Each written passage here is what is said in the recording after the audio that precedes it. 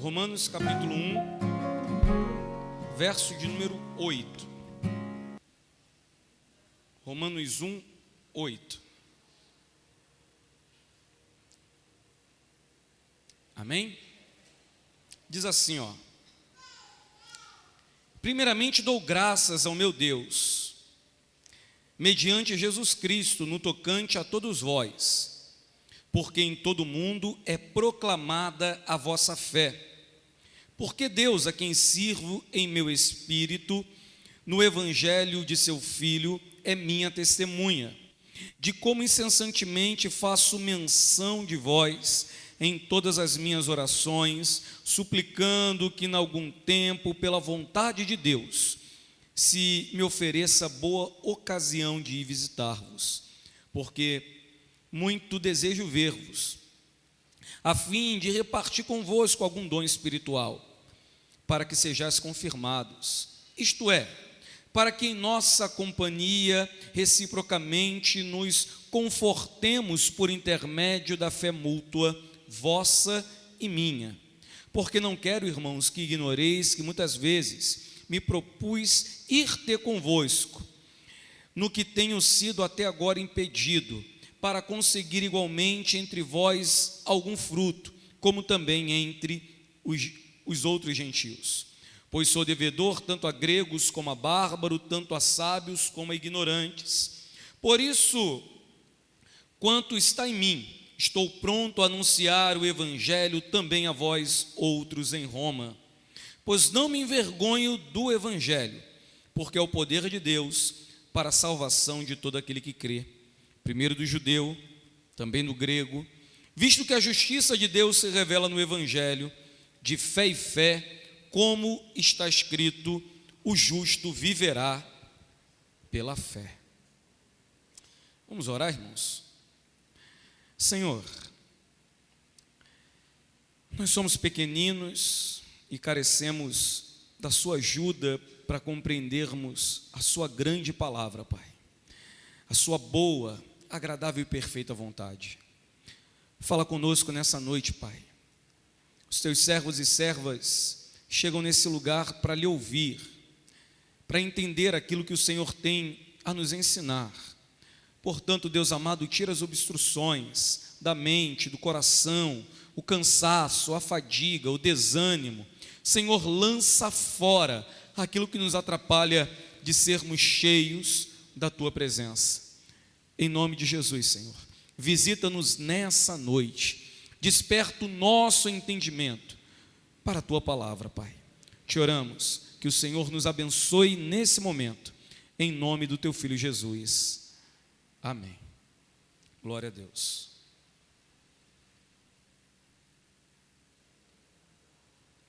Eu diria que hoje a gente teve uma noite de muita música boa, de muito louvor bom. E acredito que muito do que cantamos, louvamos a Deus nessa noite, vai se encaixar perfeitamente com esse sermão, com essa mensagem. O sermão dessa noite fala que o Evangelho transforma de verdade todas as coisas. O Evangelho transforma de verdade todas as coisas. Existem verdades que são claras, estão explícitas na Sagrada Escritura, que nós somos relutantes em crer, em acreditar. Uma dessas verdades diz respeito ao poder do Evangelho. Você vai perceber que, ante as inúmeras promessas feitas no Evangelho às nossas vidas, nós somos temerosos e duvidosos quanto ao cumprimento dessas promessas. Temos diversas promessas a nós como indivíduos, a nós como igreja, como povo santo, eleito do Senhor. Temos promessa que Deus alcance os de perto, os de longe. Temos tantas e inúmeras promessas na Sagrada Escritura, mas mesmo diante dessas promessas, nós somos duvidosos e temerosos quanto ao cumprimento dessas. Se nós ligarmos a televisão, nós vamos ver uma cena que representa muito da fé da igreja brasileira.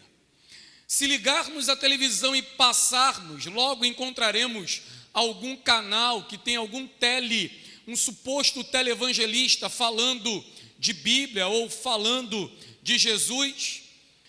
E lá a gente vai encontrar, uma cena, algo que representa a fé da igreja brasileira.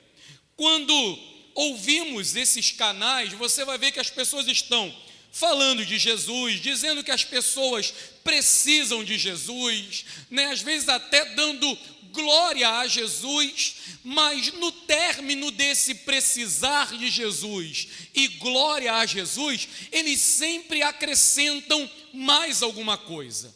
A ideia é mais ou menos o seguinte: olha, confiamos em Jesus, cremos no Evangelho, mas você precisa fazer a sua parte.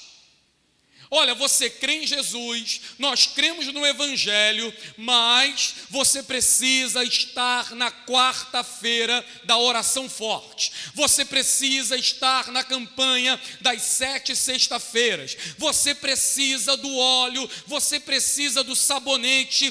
Nós temos Jesus, nós cremos em Jesus, mas precisamos de mais alguma coisa.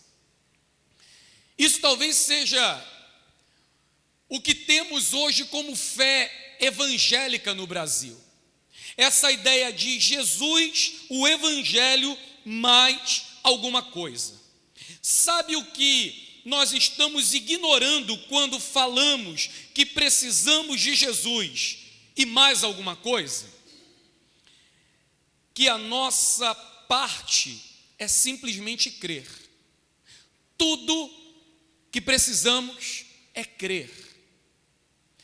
Talvez esse seja o ponto mais importante do qual a igreja precisa entender: crer em Jesus. O justo viverá da fé. Fé na fé. É fé do princípio ao fim, e não é fé e mais alguma coisa, e não é fé e mais uma campanha, e não é fé e mais um passo, é simplesmente fé. E veja, você pode ouvir de repente alguém resmungar, questionar e falar: mas eu creio. O problema, irmão, é que tão somente crer é algo muito complicado, já que nós somos seres humanos, caídos, cheios de desejo, cheios de vontade, contrários, à vontade de Deus. Nós precisamos entender que até para crer, nós precisamos da ação do Espírito Santo na nossa vida. Até para sermos levados a crer em Deus, nós não conseguimos crer como um esforço que começa e termina em nós mesmos. Não é algo que eu faço, não é algo que eu tenho força para fazer existir. O fato de crer em Deus é uma obra do Espírito Santo nas nossas vidas, porque não é fácil crer. Não é fácil ter fé em Jesus. E sabe o que é verdade, irmão? Verdade é que a igreja, nós como um todo, temos dificuldade de acreditar que o Evangelho transforme todas as coisas. Nós temos dificuldade de acreditar que o Evangelho é poder de Deus para salvar e operar tudo quanto Deus deseja operar na vida do homem. É fato isso. Temos dificuldade de crer no poder do Evangelho. E quando falamos todas as coisas, é exatamente todas as coisas. O Evangelho é suficiente para transformar todas as coisas. Isso inclui nossa casa, nosso ambiente de trabalho, nossa vizinhança, nosso bairro, nossa cidade, a nós mesmos. É o Evangelho. E aqui para que você entenda o que Paulo está falando em Romanos, eu quero falar sobre o problema da fé, e é um parêntese para você entender isso. Eu queria esclarecer uma coisa sobre a fé. Existe um entendimento errado e equivocado sobre o que é fé, a fé no Evangelho. Talvez você diga assim: pastor, eu todo dia prego lá em casa, eu boto o som nas alturas, eu coloco louvor, eu faço oração, eu já ungi os 4 cantos da minha casa, pastor, eu já coloquei a água em cima da televisão, em cima do rádio, eu já limpei a minha casa com flanela, eu já fiz tudo o que podia fazer, e eu só fiz tudo isso porque eu creio no Evangelho. Eu só fiz todas essas coisas porque eu acredito em Jesus. E olha, eu preciso te falar uma coisa que você não vai gostar de ouvir, e certamente você vai sair desse lugar reclamando, mas você não crê no Evangelho. Na verdade, diante dessas coisas, o que parece é que você nem sabe o que é o Evangelho, porque nada dessas coisas tem a ver com o Evangelho. Limpar, som alto, orar nos 4 cantos da casa, ungir, limpar com a flanelazinha do santo padroeiro da causa impossível, não é Evangelho. Não tem nada a ver com o Evangelho. A gente poderia dar diversos adjetivos para isso, menos colocar isso no patamar do Evangelho. Olha, queremos usar a fé como uma ferramenta.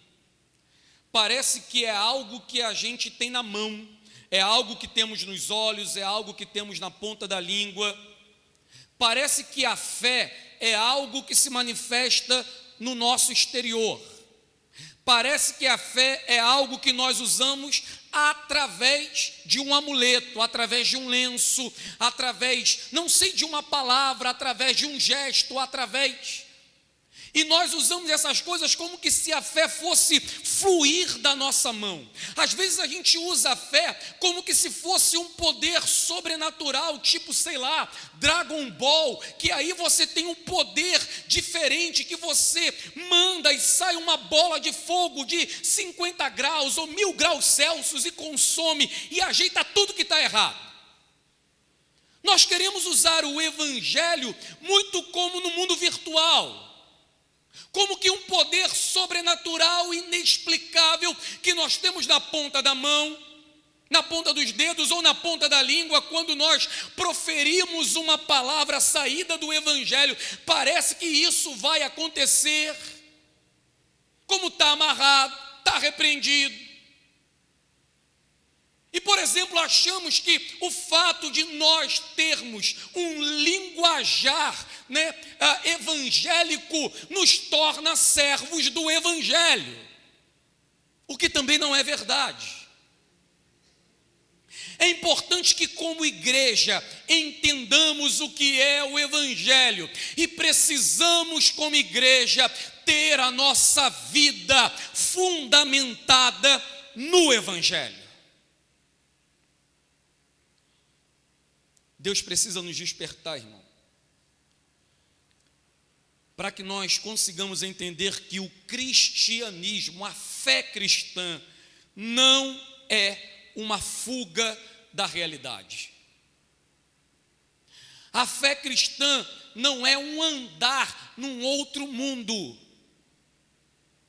talvez com os olhos no outro mundo, com a cabeça no outro mundo, mas a fé cristã se manifesta aqui, agora, nesse minuto, e no próximo segundo, e quando sairmos daqui e formos para os nossos lares. E essa não é a primeira vez que você escuta isso.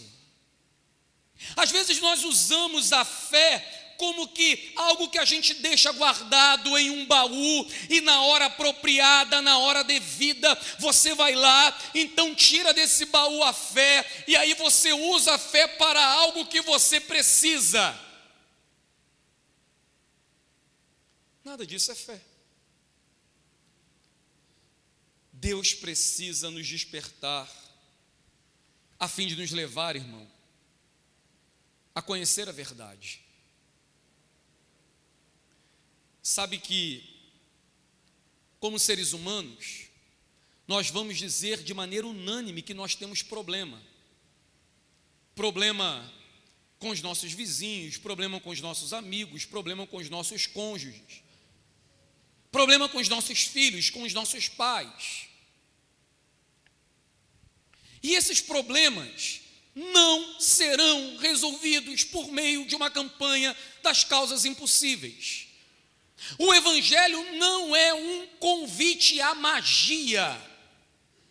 O Evangelho é um convite à vida. O Evangelho é um convite a ser humano.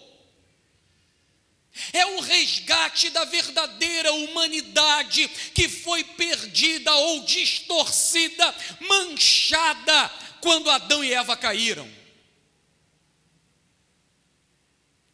O Evangelho nos chama a uma vida santa e verdadeira, todo dia, toda hora. É através do Evangelho que teremos os nossos relacionamentos sarados, os nossos casamentos abençoados, e não é por meio de oração forte, é pela vida no Evangelho. É por termos o nosso coração, a nossa mente transformada e moldada por esse Evangelho. Talvez esse seja o problema, ou é o problema, que nós queremos usar o Evangelho daqui para fora. E estamos esquecendo que esse Evangelho foi dado para transformar o que está aqui dentro. A obra é aqui dentro.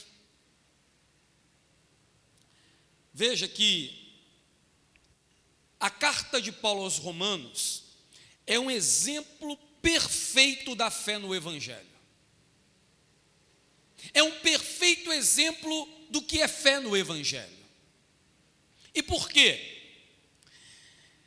A igreja em Roma não foi uma igreja fundada por Paulo. Não foi o apóstolo Paulo que plantou essa igreja, assim como também não foi Pedro. Existem duas teorias dentro da igreja cristã acerca da fundação da igreja de Roma.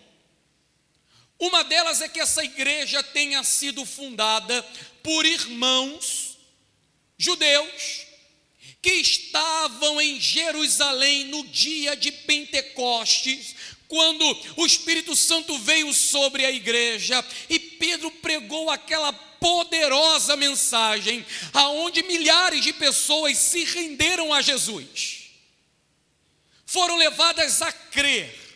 Foi então acrescentado fé no coração daquelas pessoas, de modo que alguns daqueles que foram alcançados eram moradores de Roma. Alcançados pelo Evangelho, voltam à sua cidade, pregam o Evangelho e mais pessoas se rendem a Jesus, de modo que uma comunidade cristã começa a existir naquela cidade. A segunda alternativa envolve o próprio apóstolo Paulo. Existe uma ala da igreja cristã que acredita que essa igreja deva ter sido fundada por algum discípulo de Paulo. Talvez por alguém que no meio das viagens missionárias de Paulo o conheceu, encontrou-se com Jesus, foi salvo pelo Evangelho e agora volta para Roma e vai pregar o Evangelho, e então uma comunidade é firmada em Roma. Mas existem alguns fatos que dão destaque à igreja em Roma. Um dos fatos é que essa igreja ainda não havia recebido a visita de um apóstolo, que essa igreja ainda não tinha sido visitada nem por Paulo, nem por Pedro, nem por apóstolo nenhum. O segundo fato é que essa é uma igreja que está crescendo em meio à capital do império, em meio à grande perseguição e tormenta. A igreja está florescendo em Roma e, veja, sem a presença de um apóstolo. De modo que a fé dos romanos, a maneira que eles vivem o evangelho em meio a tanta tribulação, torna-se notória entre as igrejas do primeiro século. E olha, eu acredito que é a partir desses fatos que eu relatei que nós entendemos o capricho de Paulo, a exatidão de Paulo, né? Como ele é cuidadoso em escrever a carta aos romanos. Talvez, irmão, você não entenda o teor da carta aos romanos, mas só para que você entenda a proporção, a dimensão dessa carta. Se tirasse os outros 65 livros da Bíblia e ficasse só a carta aos romanos, era o suficiente para conhecermos Jesus crendo no evangelho. Esse é um livro, é uma epístola sem igual. E Paulo parece ser detalhista, caprichoso, sistemático, escrevendo essa carta, já que aqueles irmãos que estão em Roma não tiveram acesso a um apóstolo, não tiveram acesso às doutrinas grandiosas da graça de Deus. E Paulo faz questão de ser exato em tudo que ele escreve. E temos o privilégio disso ter chegado até nós, irmão. A carta aos romanos. Foi através da carta aos romanos que Martinho Lutero promoveu aquela grande revolução na igreja. Foi através da carta aos romanos que Santo Agostinho conheceu ou encontrou-se com Cristo. Foi através da carta aos romanos que John Wesley, o pregador da igreja wesleyana, a igreja metodista, né, tem o coração aquecido. É através da carta aos romanos que Charles Spurgeon começa a entender a grandeza do evangelho. A carta aos romanos é uma carta sem igual. E Paulo foi caprichoso quando escreveu essa carta. O interessante é que no primeiro capítulo ele nos traz algumas lições desse evangelho. Ele cita a grandeza desse evangelho, né, que está sendo difundido ou está crescendo na igreja de Roma. Então ele começa no verso 8, o texto que nós começamos a ler, dizendo acerca do testemunho dessa igreja. Primeiramente dou graças ao meu Deus, mediante a Jesus Cristo, no tocante a todos vós, porque em todo o mundo é proclamada a vossa fé. Veja que coisa, irmão. Paulo dá louvores a Deus no tocante aos irmãos, aos cristãos de Roma. E o fato notável é a fé dessa igreja. É como essa igreja tem crescido, florescido, sem, né, o acompanhamento de um líder. É uma igreja que só tem irmãos. Até o fim da carta não parece que há presbítero ou diácono dentro da igreja. É uma comunidade crescente em Roma, a capital do império, e que não tem um líder dentro dela, mas mesmo assim eles conseguem compreender e viver o evangelho. Fato esse que se torna notório em todo o mundo de então, como a igreja em Roma está frutificando, e tudo por causa do evangelho. Então ele diz no verso 9, porque Deus, a quem sirvo em meu espírito no evangelho de seu Filho, é minha testemunha, que como incessantemente faço menção de vós em todas as minhas orações, suplicando que em algum tempo, pela vontade de Deus, se me ofereça boa ocasião de ir visitar-vos. Isso aqui é um fato interessante, irmão. Paulo está falando assim, ó, que Deus me permita vê-los. Talvez você tenha lido Atos e Paulo vai chegar em Roma em uma situação bem adversa, o que não o impede de pregar o evangelho.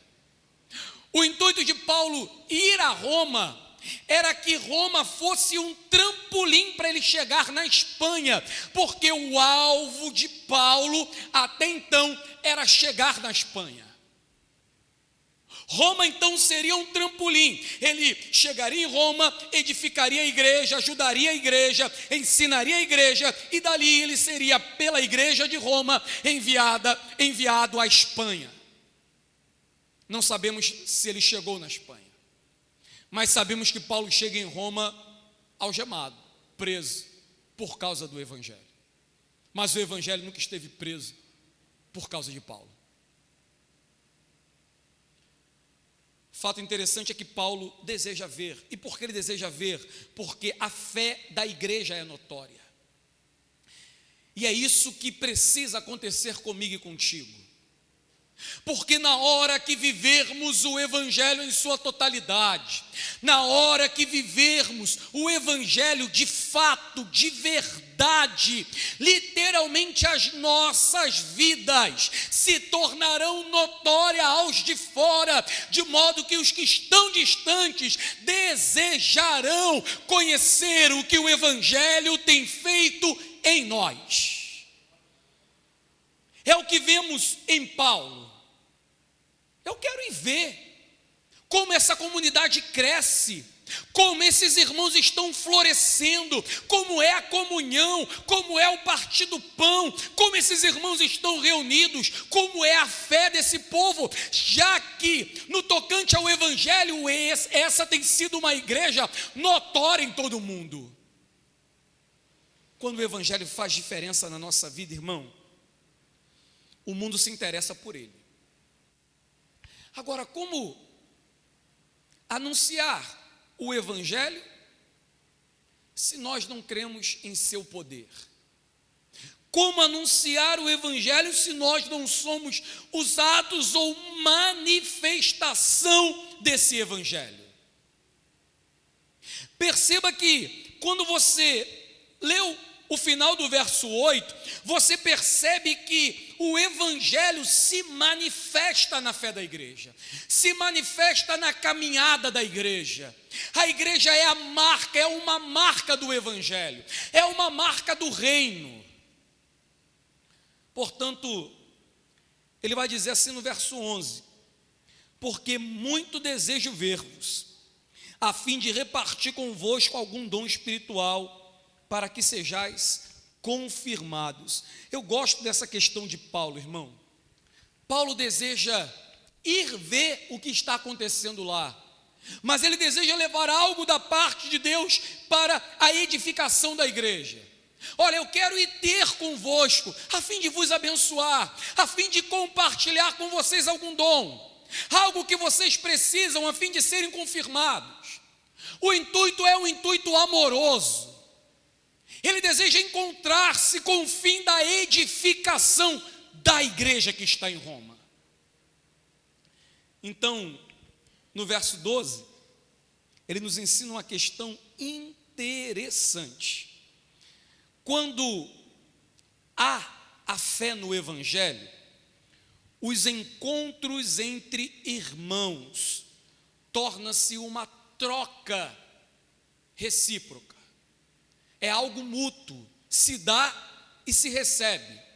Veja o que ele diz no verso 12: isto é, para que em vossa companhia, reciprocamente, nos confortemos por intermédio da fé mútua, vossa e minha. Eu gosto da Bíblia Viva comentando esse texto. Ele diz assim, ó, a Bíblia Viva diz assim: depois também eu preciso da ajuda de vocês. Então vem do 11, que ele fala assim, ó, eu estou indo para confirmar, para compartilhar com vocês algum dom. E depois de compartilhar o que eu tenho para oferecer a vocês, eu quero receber de vocês também alguma ajuda, porque desejo não só repartir com vocês a minha fé, mas ser animado com a fé de vocês. Eu desejo não apenas compartilhar a alegria, a satisfação, aquilo que o Evangelho tem feito na minha vida, mas eu quero também receber de vocês aquilo que o Evangelho tem feito na vida de vocês. Eu estou indo e quero compartilhar dons, mas também quero receber da fé de vocês.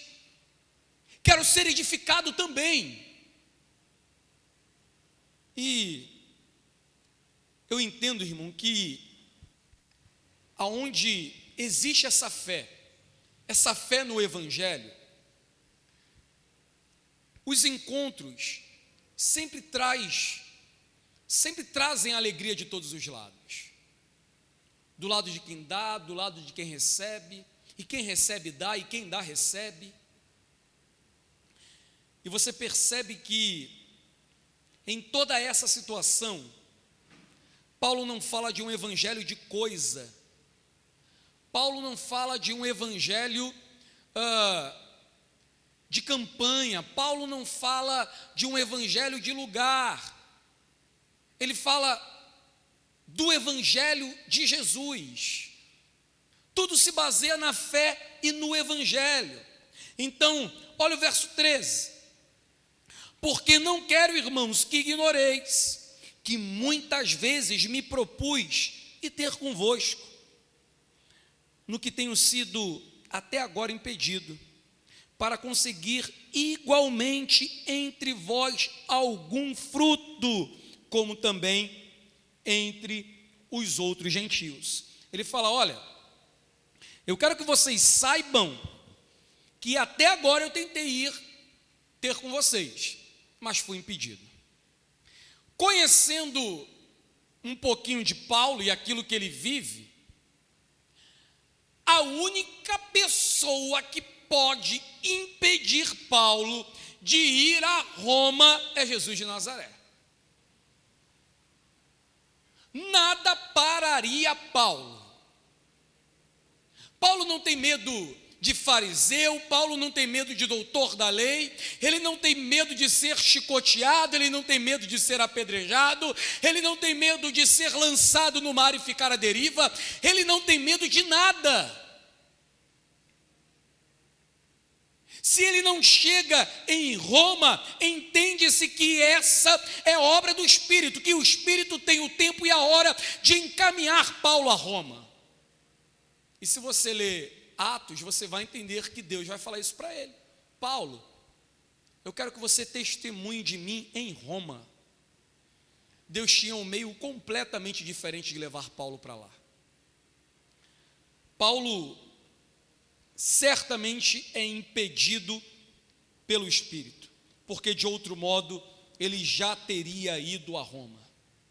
E de alguma maneira nesse verso 13, 14, 15, ele vai justificar exatamente essa questão, para que a igreja não pense que ele não foi a Roma com medo. Olha, eu quero dizer que eu muitas vezes tentei ir, mas se eu não consegui foi porque eu fui impedido. Porque ele não tem medo de pregar em Roma. Lembrando, recapitulando, Roma é a capital do império, a igreja está vivendo a era da igreja perseguida, a situação não é fácil. Qual é o apóstolo que quer cair na mão do imperador em Roma?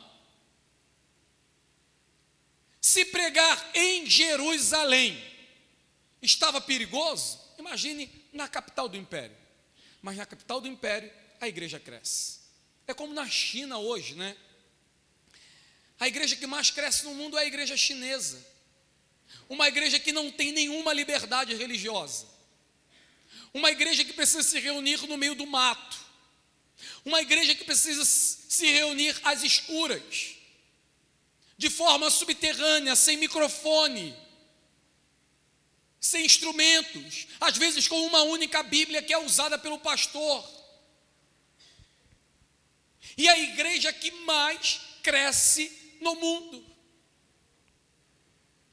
Os chineses têm se entregado ao Evangelho e vivido o Evangelho de maneira tal que hoje já chegam a enviar missionários a outras nações vizinhas para pregar o Evangelho, mesmo perseguidos. A igreja em Roma crescia mais ou menos em um ambiente como esse, bem hostil. Paulo fala que não foi porque foi impedido. Verso 14: pois sou devedor tanto grego como a bárbaro, tanto a sábio como a ignorante. Ele está falando, olha, o meu problema não é com os bárbaros, ou com os sábios, ou com os ignorantes que estão em Roma. O meu problema não é com os gentios. Eu não fui pregar o evangelho em Roma, porque eu não quero pregar para gentio, muito pelo contrário, eu sou devedor a esses. Eu preciso pregar o evangelho a esses, a bárbaros, a gentios, a sábios, a tolos, a qualquer um. O evangelho precisa chegar a toda criatura. Paulo está falando, eu sei qual é a minha responsabilidade, e eu sei o quanto eu sou devedor às pessoas.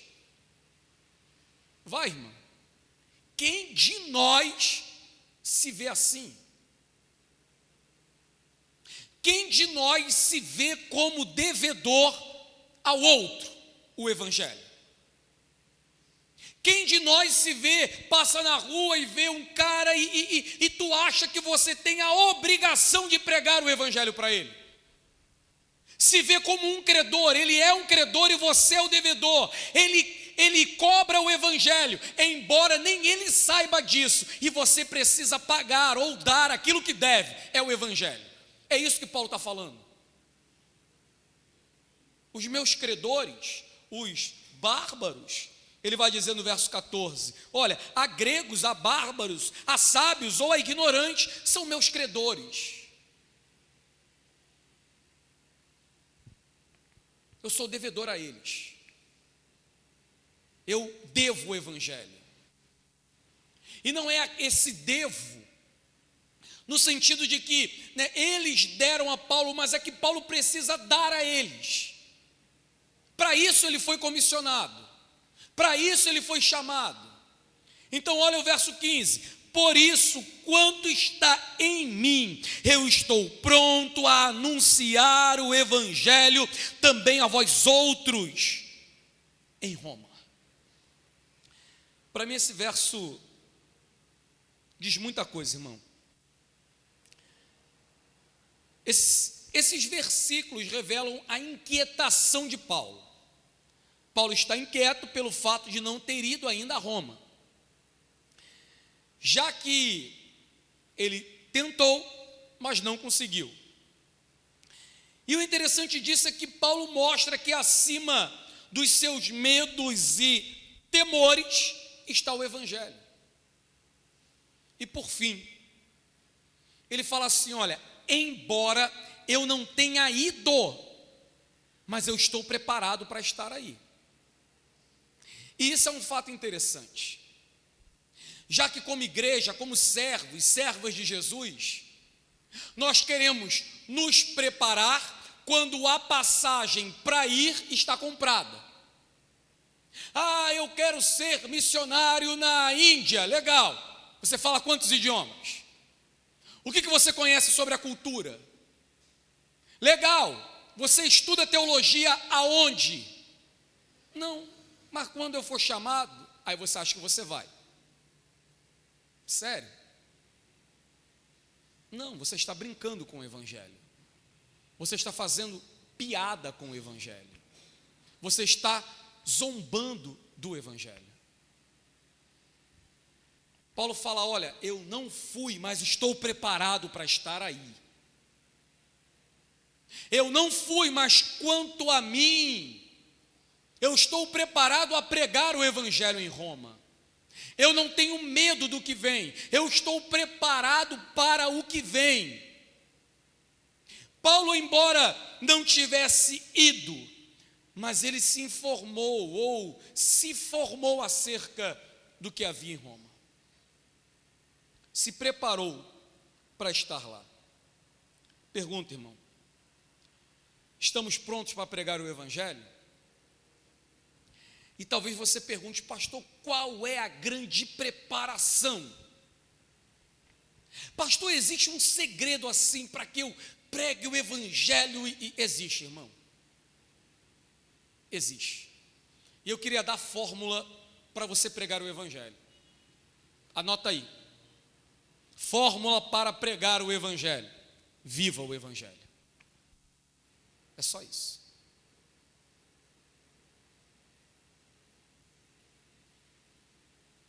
Eu sei que deve ter coisa mais fácil: um pozinho mágico, um óleo mágico, mas não funciona. Se você quer pregar o Evangelho, o treinamento é: viva o Evangelho. Não é outra coisa, não é de outra maneira, não é de outro jeito. E veja o que Paulo vai dizer, e talvez aqui esteja a grande questão. Verso 16 ele diz, no 15 ele fala que está pronto a ir, e no 16 ele fala: pois não me envergonho do Evangelho. Eu não tenho vergonha do Evangelho. E por quê? Porque é o poder de Deus para a salvação de todo aquele que crê, primeiro do judeu e também do grego. Vamos. Não se envergonhar das boas novas, não se envergonhar do Evangelho. Paulo está falando: olha, eu não tenho medo de ir em Roma, e se eu não fui, foi porque eu fui impedido de ir. Segundo, eu estou pronto a ir. E estou pronto a ir porque eu não me envergonho de viver esse Evangelho. Eu não vou chegar em Roma e vestir uma capa ou uma roupa diferente, ou fazer algo dessa maneira para que as pessoas não me conheçam como eu sou. Eu chegarei em Roma e todos saberão quem eu sou, quem me salvou.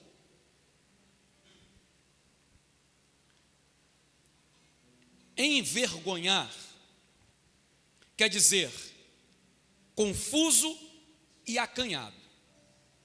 Alguém que se envergonha de viver o Evangelho é alguém que está confuso ou acanhado. Então Paulo está dizendo: olha, eu não tenho acanhamento. Outra, eu não estou confuso. Eu sei o que é o Evangelho. E olha, irmão, voltarei então ao início da mensagem, sobre o problema de não sabermos o que é o Evangelho. Paulo mostra duas coisas: a causa e o efeito do Evangelho. Diga assim para o seu irmão: você sabe qual é a causa do Evangelho? Você responde assim para ele: o amor de Deus por você.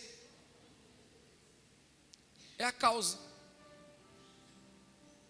A causa do Evangelho é o amor de Deus pelo mundo, por meio do seu Filho Jesus. É o amor de Deus que Ele tem por você, por meio de Jesus. Porque escuta isso, meu irmão.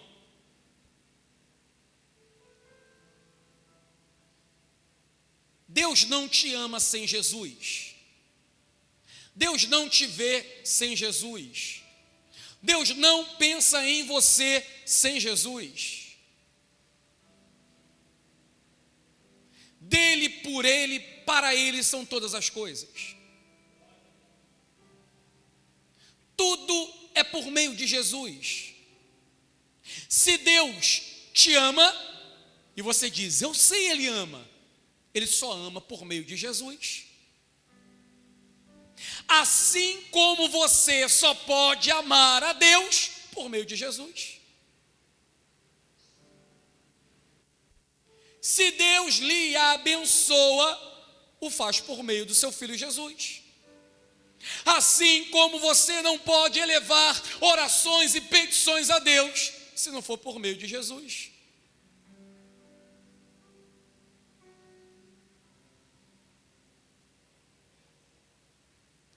Tem quem diga, tudo com Jesus, nada sem Maria.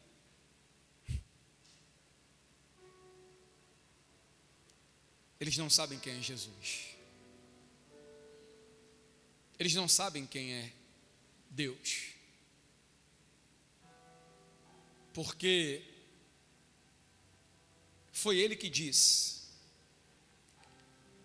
que Ele não divide a glória dele com ninguém. Com ninguém. E esse ninguém é ninguém mesmo. Com nada. Primeiro, a causa, o amor de Deus a você por meio de Jesus, é a causa do Evangelho. E qual é o efeito do Evangelho?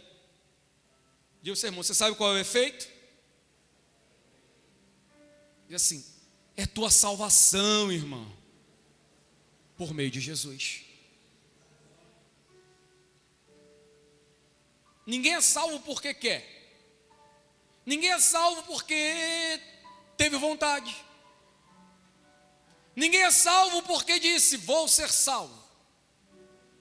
Ninguém é salvo porque um dia acordou e falou, hoje é meu dia de aceitar Jesus. Se você pensou em aceitar Jesus, é porque Jesus já fez a obra na sua vida.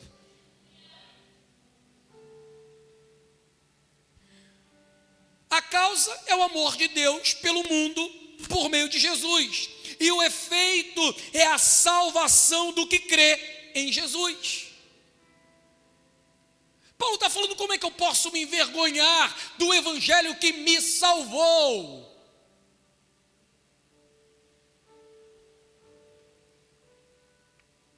No mesmo livro de Romanos ele vai falar, olha, justificados, pois, mediante a fé, temos paz com Deus, por meio de nosso Senhor Jesus Cristo. Veja, até o fato de termos paz com Deus é por meio de Jesus. Sem Jesus não há paz, sem Jesus não há caminho, sem Jesus não há verdade, sem Jesus não há vida, sem Jesus não há céu.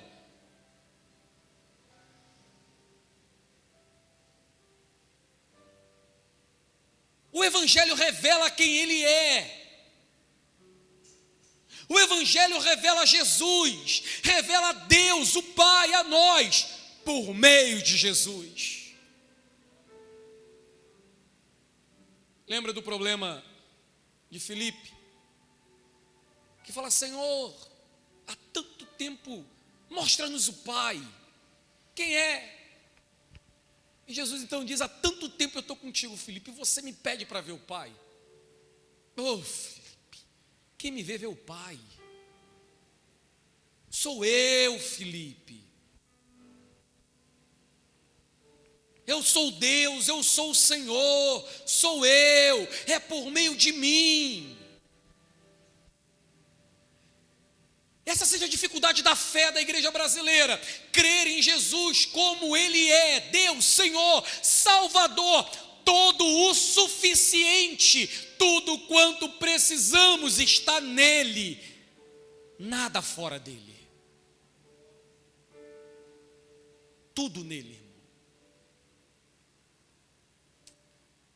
Portanto, se somos amados, se somos salvos, é por meio de Jesus. O Evangelho tem Jesus como centro. As boas novas, qual é a boa notícia? É que um menino nasceu, um filho se nos deu. É o menino que nasceu em Belém, a fim de ser salvador dos perdidos. A boa notícia é que nós estávamos perdidos a caminhar a passos largos para o inferno. A boa notícia é que nós estávamos distantes de Deus, destituídos de sua glória. A boa notícia notícia é que nós éramos maus, pecadores, sem jeito, sem solução. A boa notícia é que diante de todos esses fatos, Jesus se fez homem e veio nos salvar. Essa é a mensagem do Evangelho. O Cristo que morre numa cruz a fim de justificar pecadores e ressuscita ao terceiro dia a fim de dar esperança a esses pecadores, irmão. Eu, você. Então pensa que loucura seria para Paulo negar esse evangelho. Seria para Paulo se tornar um avarento, um presunçoso, um orgulhoso. Seria Paulo se tornar um maledicente, alguém sem fé, diante de um evangelho poderoso que o salvou. Como eu viveria o contrário disso? Como eu me envergonharia desse evangelho? Eu que nada era, que nada tinha, eu que estava perdido, sem direção, como me envergonhar? Como ousaria não viver esse evangelho? Como ousaria não anunciar esse evangelho na minha casa, no meu lar, na minha vizinhança, onde Deus me plantar? Que loucura é essa? Mas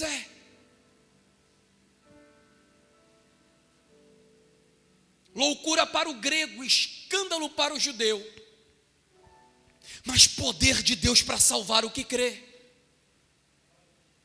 Talvez se você acha a pregação do evangelho uma loucura, um escândalo, é porque você não foi alcançado por ele. É porque você não sabe a grandiosa coisa é ser salvo por esse evangelho. O problema da igreja, o nosso problema, da igreja no Brasil, nós somos egoístas, nós somos egocêntricos.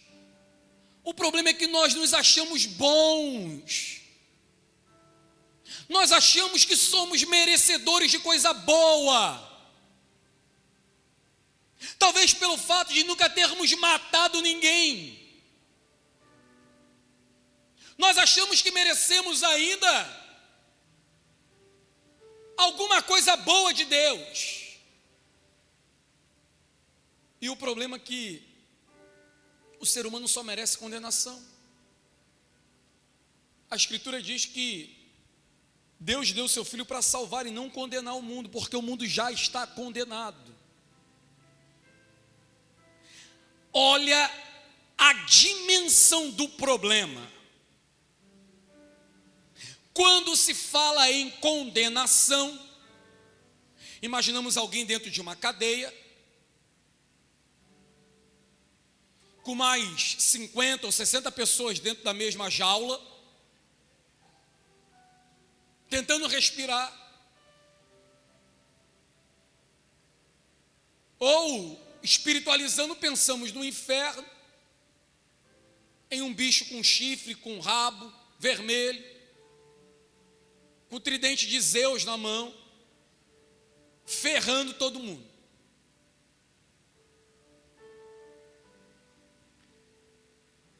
Eu oro para que isso entre no seu coração. Você sabe qual é a condenação do mundo? Você sabe qual é a condenação do mundo? A condenação é não crer no unigênito Filho de Deus. Oh, meu irmão, você devia sair daqui quebrado nessa noite, pelo fato de Deus ter te libertado da condenação e ter te feito ver, enxergar, ter colocado o Espírito dele em ti. Porque a condenação não envolve jaula, não envolve um diabo com um garfo, envolve o fato de uma mente depravada, caída, que não consegue crer no único Filho de Deus. Deus não tem muitos filhos, ele tem um só, e ele se chama Jesus. Deus Pai tem um único Filho. E se somos filhos, somos feitos filhos por meio do Filho, porque se não for pelo Filho, nós não temos direito de ser chamados nada, a nada. Portanto, veja como isso é sério. A condenação do mundo é não crer. Mas Deus lhe abre o entendimento para que você creia. Ele não te abriu o entendimento para que você só creia. E quando eu digo só crer, eu digo o só crer com essa ideia que a gente usa a fé quando quer. Porque na verdade, se usarmos a palavra, e é como devemos a usar, crer é tudo quanto você deve fazer. Só crer, pastor? Irmão, só crer. É tudo quanto você precisa, crer. Nem a mais, nem a menos. E olha, e se você crer, por exemplo, sua fé for do tamanho de um grão de mostarda, e com uma fé tão pequenina, e talvez para alguns tão insignificante, você der ordem ao monte, sai daqui e precipita-te para acolá, segundo a Escritura, assim o será. É preciso crer. Crer em Jesus. Fomos salvos por esse Evangelho. E o que Paulo está deixando claro, como eu me envergonharia. Como eu me envergonharia desse Evangelho. E ele termina dizendo: visto que a justiça de Deus se revela no Evangelho, eu fui justificado por ele, de fé em fé, como está escrito, o justo viverá por fé. Imagine que você tem uma ficha corrida bem ampla, mas imagine isso mesmo. Você foi acusado de cometer os piores crimes da humanidade: ira, raiva, mentira. A gente pensa que isso não é nada, né? Inveja, rancor.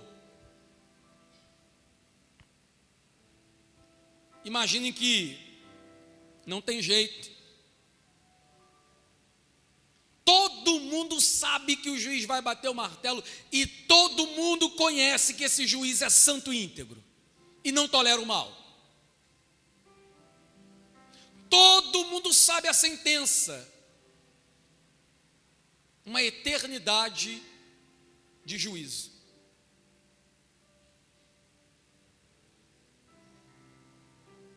Mas imagine que alguém entra na história, se colocando à frente disso tudo, assumindo para si uma responsabilidade que nem sua era.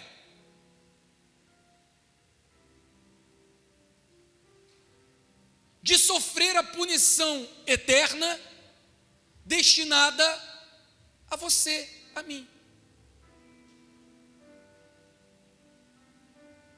E o juiz aceita. E sem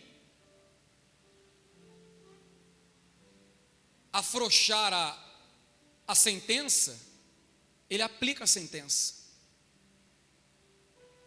Esse que assume o lugar é o filho do justo juiz. Vem cá.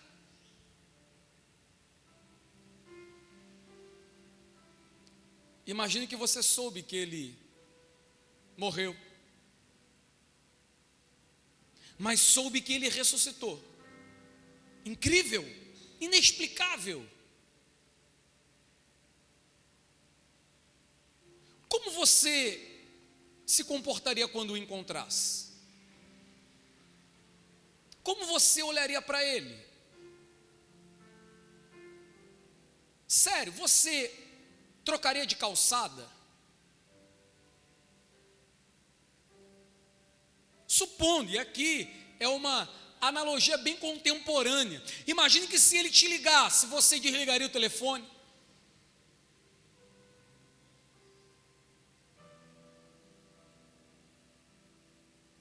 Certamente, acreditando que todos nós agiríamos iguais, seríamos gratos e contaríamos o que ele fez por nós para todo mundo, falando que foi o homem mais importante da cidade, o homem mais importante do estado, talvez o homem mais importante do país, que morreu em nosso favor, que perdoou a nossa dívida. Ei, amigão, eu estava devendo o Banco Central, tu sabe quem foi que me perdoou? Eu tive a experiência de entrar lá, oh meu Deus, no gabinete do Temer. Ele falou que ia tratar lá com o diretor do Banco Central e a minha dívida estava perdoada. Eu fui lá dentro, irmão. Foi mesmo. Essa mesquinharia. E a gente se orgulharia disso. Ou vai dizer que não, irmão?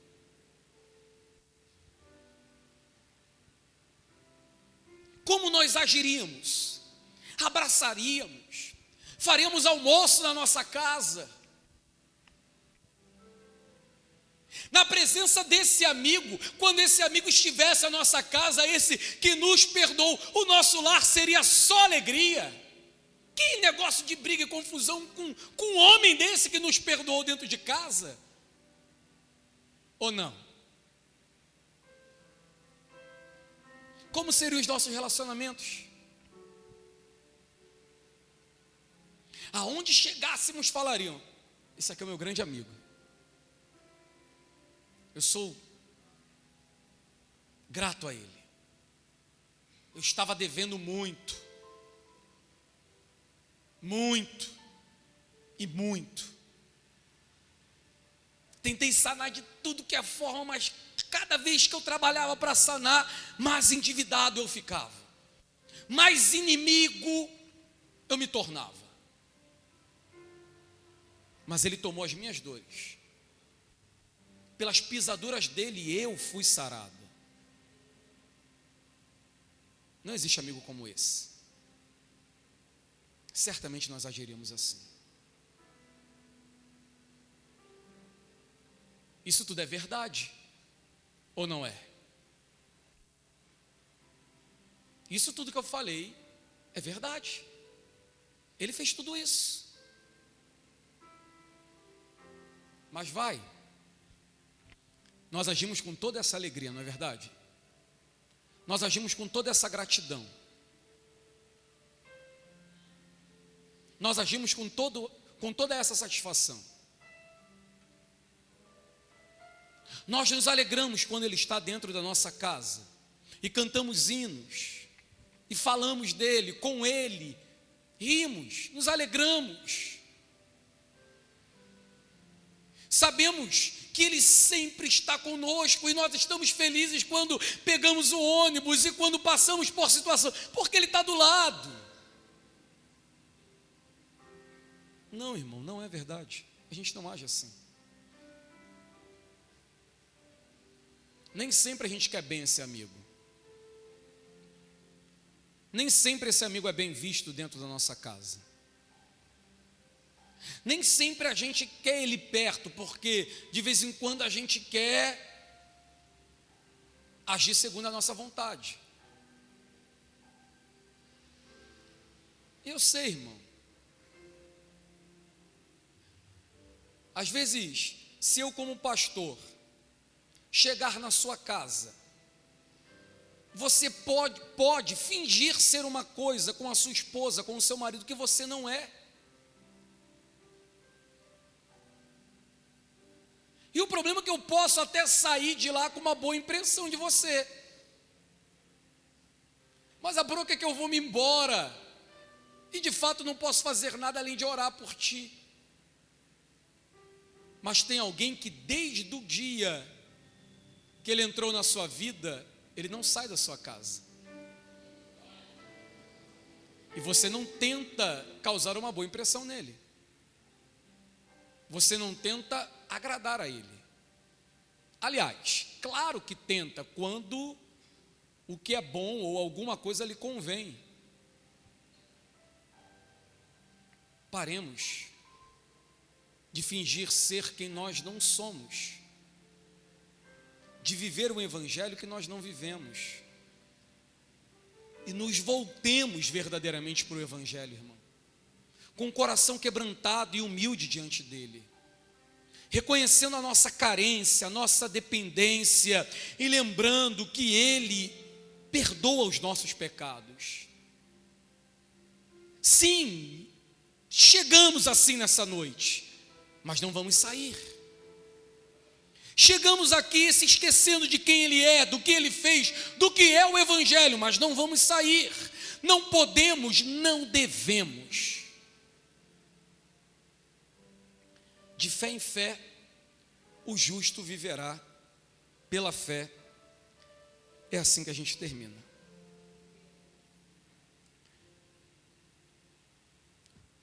Fica de pé comigo.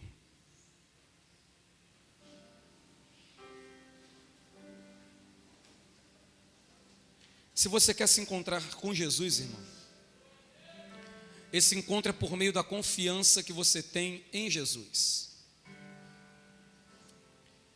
Nós temos um inimigo que nos rodeia ou derrodeia, tentando nos fazer esquecer tudo quanto o nosso bom Senhor fez por nós. Jesus é tudo para nós, irmão.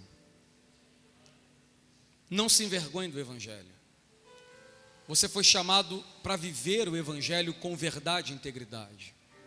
E se você tem falhado com esse Senhor, achegue-se a Ele nessa noite, quebranta seu coração, diga para Ele o que Ele já sabe de você, mas diga, fale, Ele está aqui para nos ouvir. Vamos orar?